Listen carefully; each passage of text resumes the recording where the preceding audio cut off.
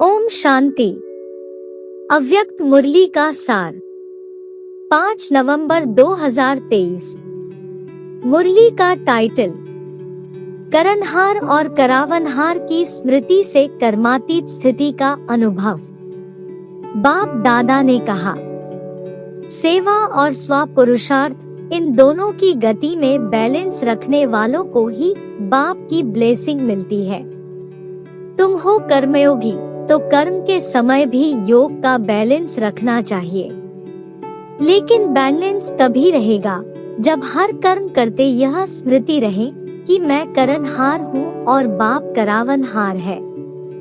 तुम्हें डबल रूप से करावनहार की स्मृति रहनी चाहिए।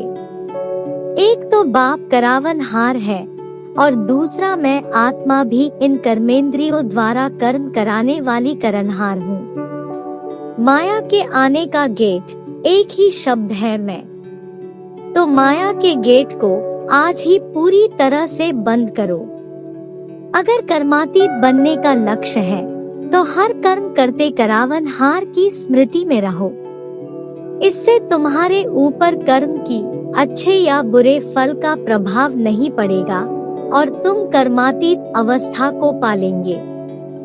सदा ये स्वमान याद रखो कि मैं कर्मेंद्रियों की मालिक हूँ, करनहार हूँ, विशेष आत्मा हूँ और मास्टर सर्व शक्तिमान आत्मा हूँ।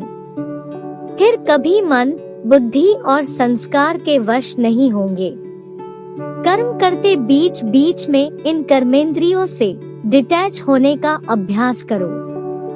बार बार न्यारा और प्यारा बनने की प्रैक्टिस करनी है। और अंत में बाबा ने कहा, तुम आत्माएं भी बाप समान मर्सीफुल हो, इसलिए रहमदिल बन सबको बाप का परिचय दो। सेवा तो जरूर करनी ही है, क्योंकि अभी तक अनेक आत्माओं का उल्हना रहा हुआ है।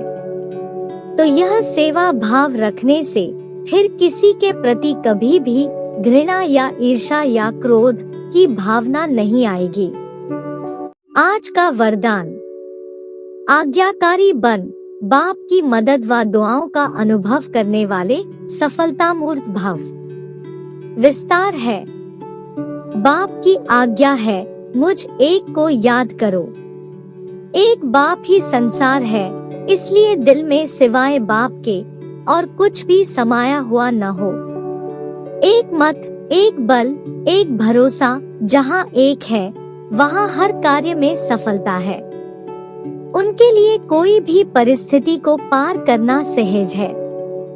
आज्ञा पालन करने वाले बच्चों को बाप की दुआएं मिलती हैं, इसलिए मुश्किल भी सहज हो जाता है। स्लोगन है, नए ब्राह्मण जीवन की स्मृति में रहो तो कोई भी पुराना संस्कार इमर्ज नहीं हो सकता। ओम शांति।